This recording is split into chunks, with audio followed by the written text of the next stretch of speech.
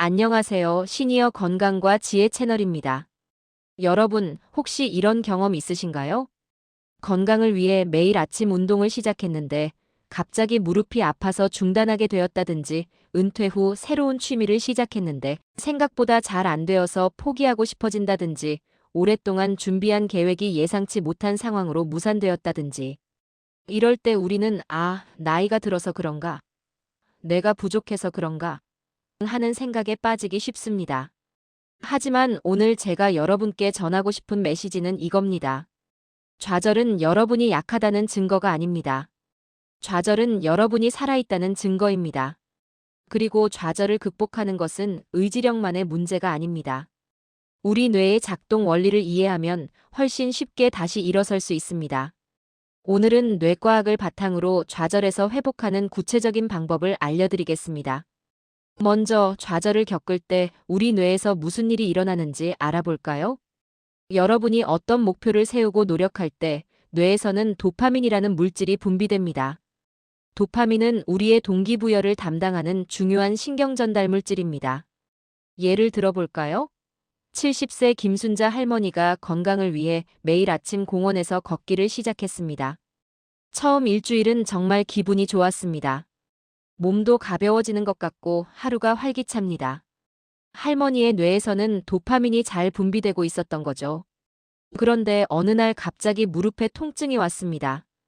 의사 선생님은 한동안 쉬어야 한다고 하셨습니다. 이 순간 할머니의 뇌에서는 도파민 붕괴라는 현상이 일어납니다.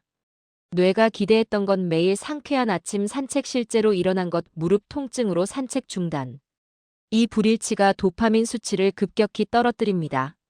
그래서 할머니는 갑자기 의욕이 사라지고 모든 게 귀찮아집니다. 침대에서 일어나기도 힘들고 뭘 해도 재미가 없습니다. 이건 할머니가 게으르거나 의지가 약해서가 아닙니다. 뇌의 보상 시스템이 일시적으로 교란된 거예요. 여기에 더해서 뇌의 또 다른 부분에서도 변화가 일어납니다. 평소에 계획을 세우고 결정을 내리는 전전두엽 피질이라는 부분이 있습니다. 이 부분의 활동이 감소합니다. 그래서 오늘 뭘 할까? 점심은 뭘 먹지? 같은 아주 작은 결정조차 어려워집니다. 동시에 편도체라는 뇌 부분이 과하게 활성화됩니다. 편도체는 우리의 경보 시스템입니다. 위험을 감지하고 우리를 보호하려고 합니다. 문제는 편도체가 세밀한 구분을 못한다는 겁니다. 무릎이 아파서 산책을 못하게 됐다와 생명의 위협이 있다를 비슷하게 받아들입니다.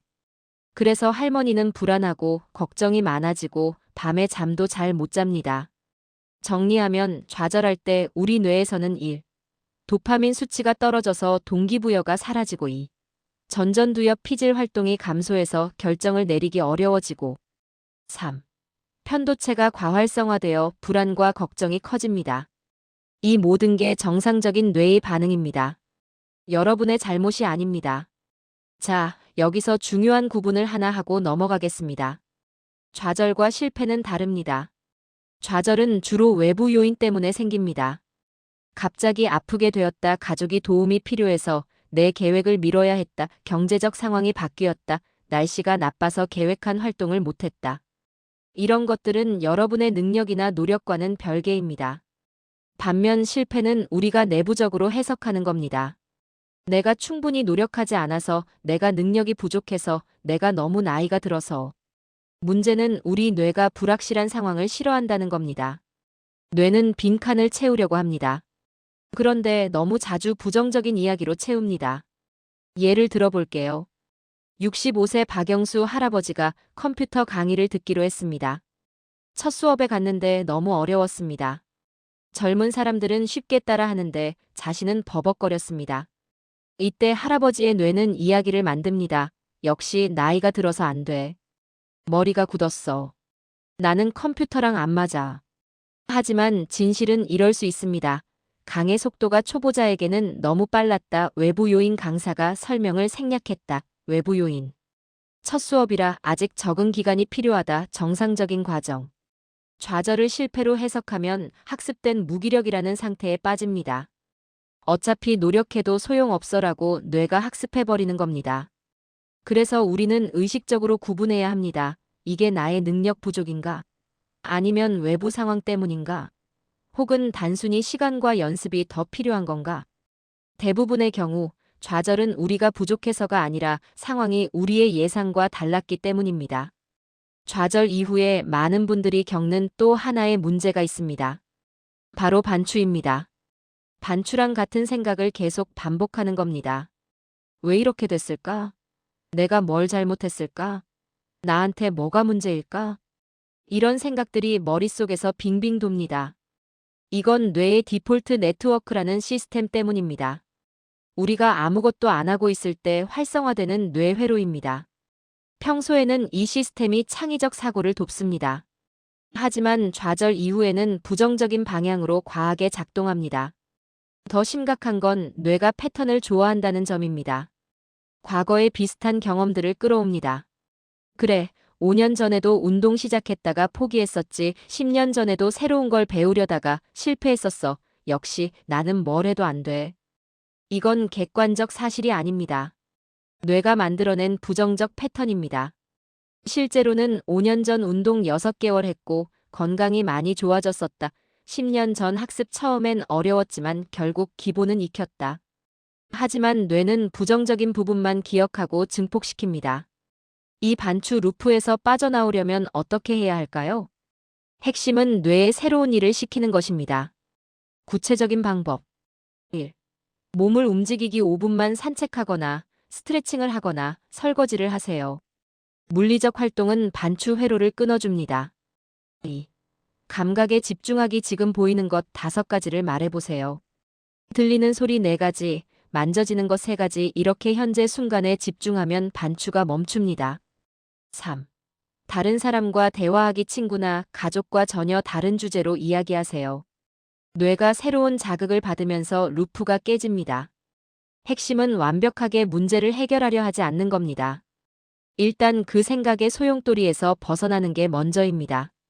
이제 본격적으로 좌절에서 회복하는 3가지 도구를 알려드리겠습니다. 첫 번째 도구, 행동 활성화. 동기를 기다리지 말고 작은 행동부터. 많은 분들이 이렇게 생각하십니다. 의욕이 생기면 그때 다시 시작해야지.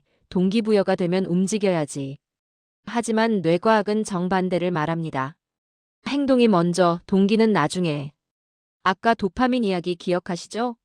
좌절 후 도파민이 떨어졌다고 했습니다. 도파민을 다시 올리는 가장 좋은 방법은 아주 작은 성취를 경험하는 겁니다. 강조합니다. 아주 작은 성취. 예를 들어 밀린 설거지 1개만 하기, 전화 1통만 하기. 5분만 걷기, 책상 위 정리하기. 이게 뭐가 성취야? 라고 생각하실 수 있습니다. 하지만 뇌에게는 충분한 신호입니다. 봐, 우리가 뭔가 해냈어. 우리가 아직 할 수 있어. 이런 작은 행동 하나하나가 도파민을 조금씩 분비시킵니다. 마치 빈 배터리를 조금씩 충전하는 것과 같습니다. 72세 이명희 할머니의 실제 사례를 들려드릴게요. 할머니는 남편분을 잃은 후 6개월 동안 거의 집 밖을 나가지 않으셨습니다. 아무것도 하고 싶지 않았고 의욕이 전혀 없었습니다. 상담사가 제안했습니다. 매일 아침 우편함만 확인하러 나가보세요. 딱 그것만요. 처음에 할머니는 그게 무슨 도움이 돼? 라고 하셨습니다. 하지만 일단 시도해보기로 했습니다. 첫날, 우편함까지 갔다 왔습니다. 둘째 날, 우편함 가는 길에 이웃과 인사를 나눴습니다. 셋째 날, 우편함 다녀온 후 커피를 내렸습니다. 일주일 후, 우편함 다녀오는 길에 꽃집에 들렀습니다. 3개월 후, 할머니는 매일 아침 30분씩 산책하고 계셨습니다. 비결이 뭘까요? 작은 행동이 도파민을 조금 올렸고, 그 도파민이 다음 행동을 조금 더 쉽게 만들었고, 그렇게 선순환이 시작된 겁니다. 중요한 건 처음부터 큰 목표를 세우지 않기, 하루에 딱 1가지만 하기, 못하면 더 작게 만들기. 좌절 후 우리 뇌는 편도체가 활성화되어 있다고 했죠?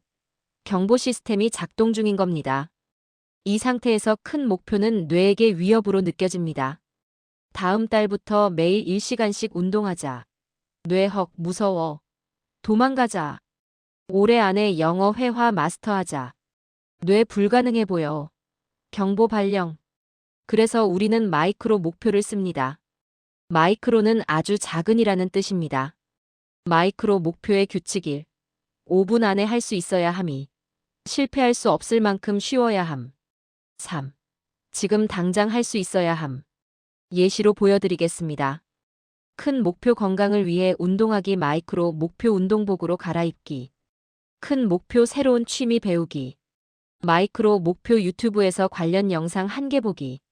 큰 목표 친구들과 다시 만나기 마이크로 목표 친구 전화번호 찾기. 이게 목표라고 하실 수 있습니다. 맞습니다.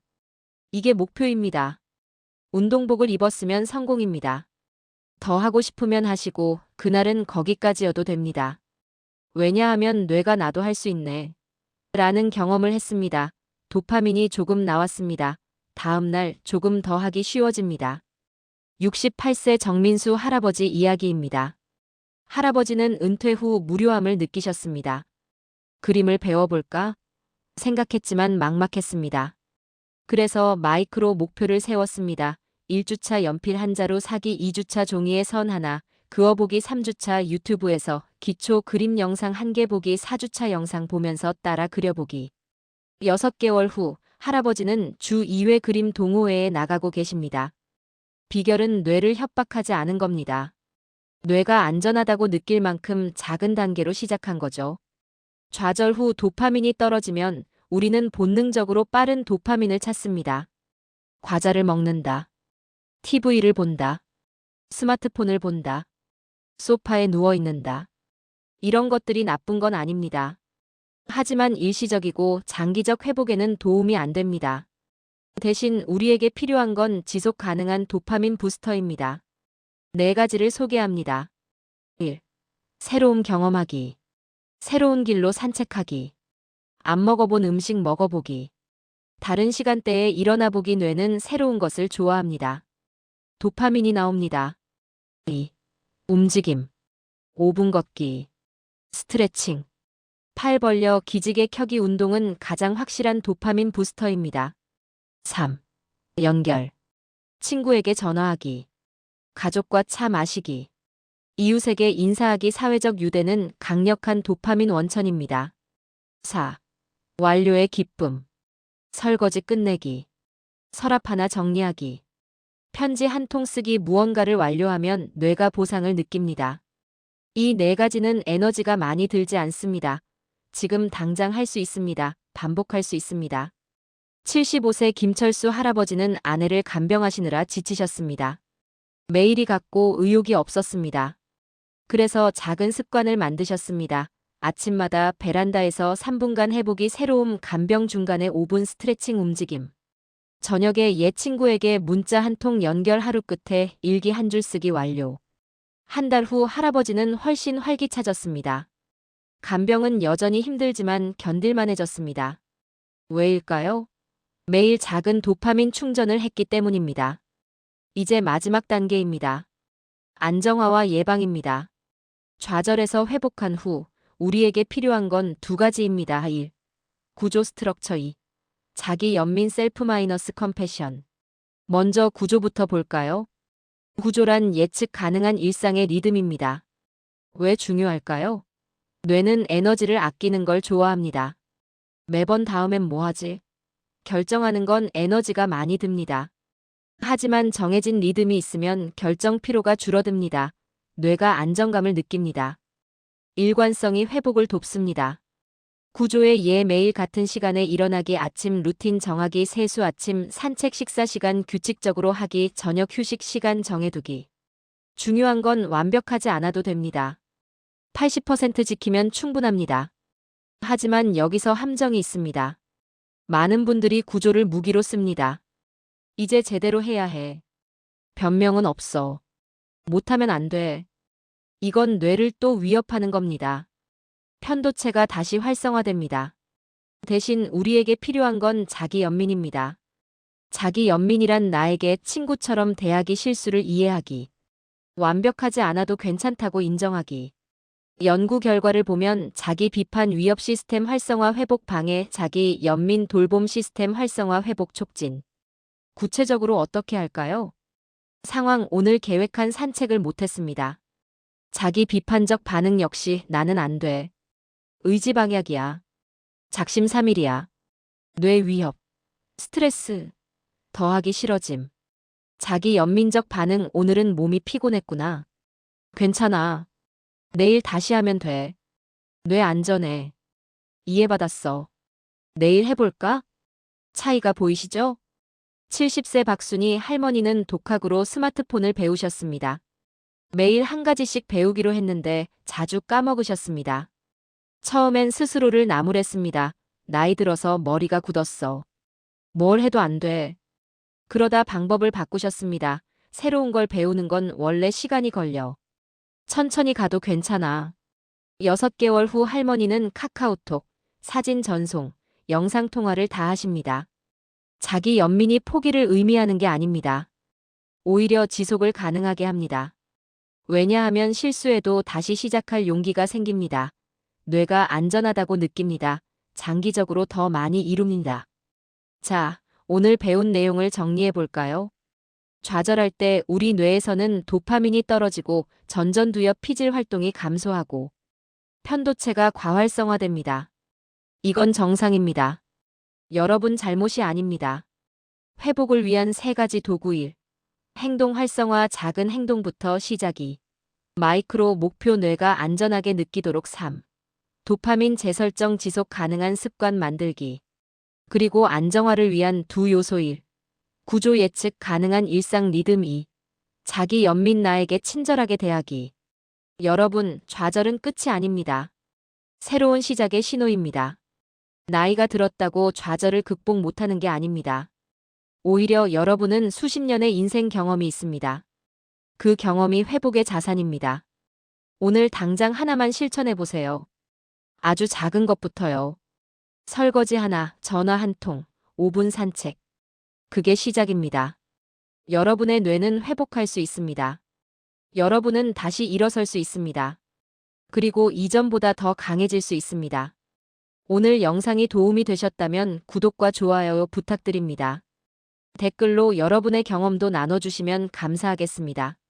시니어 건강과 지혜, 오늘도 함께 해주셔서 감사합니다. 건강하고 행복한 하루 되세요.